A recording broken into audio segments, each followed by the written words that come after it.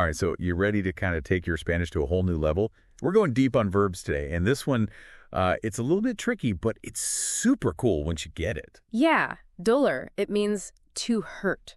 And it really shows how Spanish grammar can be so different from English. So instead of like, my head hurts, it's more like, the head hurts me.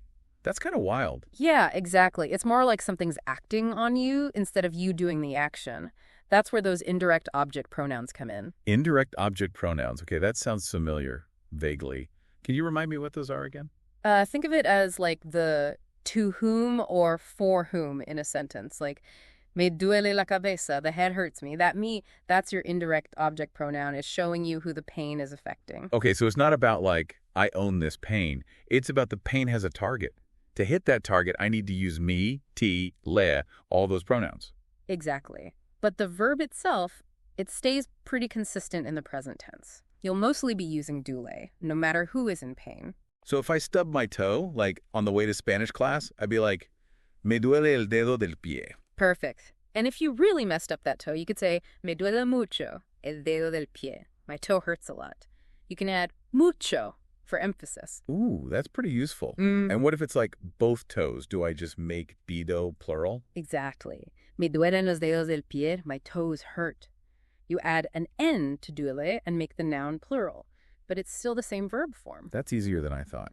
So I just swap out the pronouns and nouns depending on what hurts and if it's plural. You got it. And the negative form, you just add no before the pronoun. So if your toe is fine, you'd say, no me duele el dedo del pie. My toe doesn't hurt.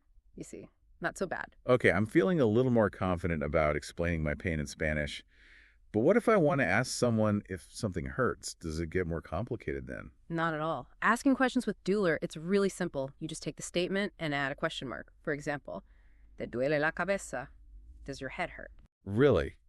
That's it. I thought there'd be some weird word order change up or something. So I could also say, a ti te duele la cabeza, to emphasize who I'm asking. Exactly. Adding a T, that puts a little more emphasis on the person, but both are correct. Okay, this verb is growing on me. I'm seeing how these little grammar things can help you express yourself more clearly. But, you know, our source mentioned something about a conjugated form of DOLER. What's that about? Yeah, DOLER can be conjugated like a regular verb, and that's where it gets really interesting. It kind of shifts the meaning a little. Like the example from the source, el insulto personal duele. The personal insult hurts. So it's not about a specific body part hurting, but more like insults in general can cause pain. Precisely. It's less about physical pain, more about the concept of insults hurting. This is where you see how language reflects the way we think about things. Okay, that's blowing my mind a little bit. I'm seeing DOLER as more than just grammar. It's like how Spanish speakers think about things. But wait, there's more to this verb, right? How do I use it for different body parts?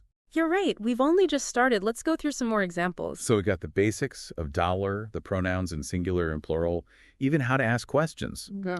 But I'm guessing there's like tons of ways to use this, right? Like, what if I'm traveling and need to explain what's hurting? Oh, yeah, absolutely. Like, let's say you're at Machu Picchu, checking out those ruins, and you twist your ankle. You could say, me duele el tobillo. Right, my ankle hurts. And if the altitude's getting to me, I'd say, me duele la cabeza. Exactly. And if all that walking makes your legs ache, you'd be like, me duelen las piernas. This is starting to feel less like grammar and more like, a travel phrase book. What if I eat too many tapas, though? Yeah. You could hold your stomach and say, me duele el estómago. Very dramatic. Okay, I think I'm getting it.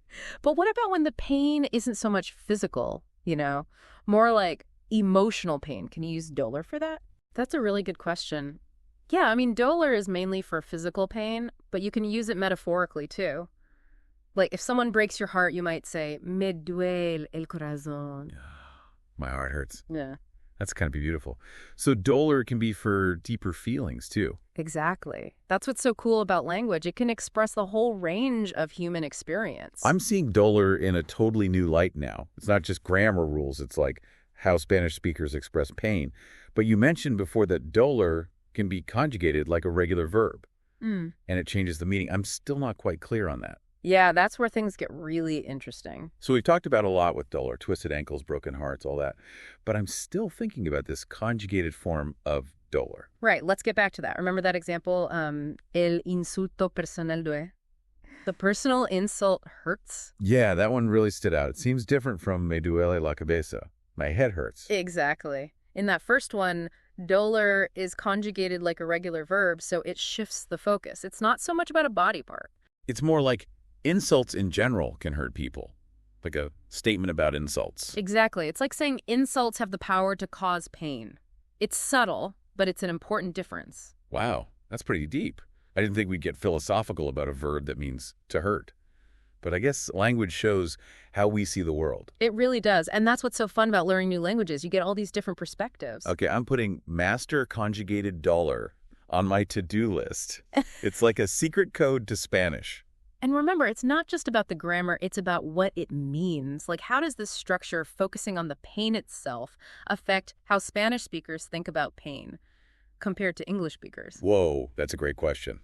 I'm going to be listening for how Spanish speakers talk about pain now. This whole deep dive has been like a window into Spanish culture. Yeah, that's the cool thing about learning a language. It opens up a whole new world. Well, I think we really got into all the little details of dollar. It's a little word, but it has a lot of meaning. Do you have any advice for our listeners as they keep learning Spanish? Just always keep in mind that language is more than just words and rules. It shows culture, it shows thought, it shows human experience. So enjoy the process, keep exploring, and let all the new things you learn keep you excited about learning. I love that. And to all our listeners out there, keep on exploring the world of language. There's always something new to discover.